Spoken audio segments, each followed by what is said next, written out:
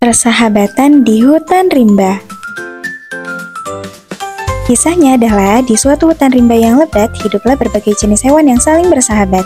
Di antara mereka ada seekor kelinci bernama Kiko dan seekor kura-kura bernama Tobi. Meskipun memiliki sifat dan kecepatan yang berbeda, mereka sangat akrab dan saling membantu. Pada suatu hari, Kiko sedang mencari wortel di hutan. Ketika sedang mencari wortel dari kejauhan, ia seperti melihat seekor kura-kura. Kiko pun mencoba menghampiri. Ternyata itu adalah Tobi. Sepertinya Tobi kebingungan dan Kiko pun berteriak memanggil Tobi dan menanyakan mengapa bisa tersesat.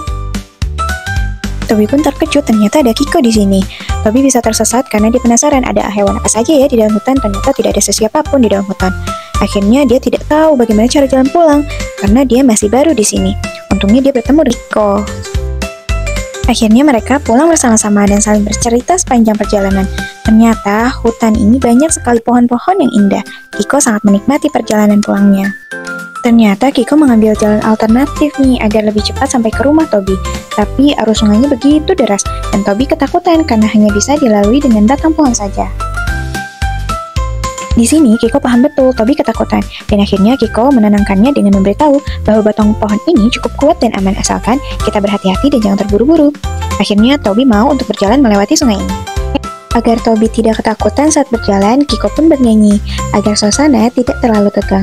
Karena Kiko pun cukup khawatir melihat air sungai yang deras, tapi dia lebih mengkhawatirkan Tobi. Sepanjang jalan Kiko berdoa agar mereka selamat melewati batang pohon ini.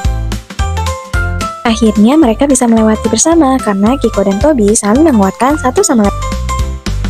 Sesampainya di rumah Tobi, Kiko niatnya langsung beranjak pulang, tapi Tobi merasa bersalah karena tadi sudah memakan wortel yang Kiko cari dengan susah payah. Akhirnya Tobi menyuruh Kiko untuk masuk dulu dan makan bersama. Ternyata Tobi punya banyak persediaan makanan dan buah-buahan. Akhirnya mereka makan bersama dan bercerita tentang keseruan di perjalanan tadi. Sebelum Kiko pulang, Tobi memberikan sebagian buah-buahannya kepada Kiko sebagai tanda terima kasih karena sudah membantunya tadi.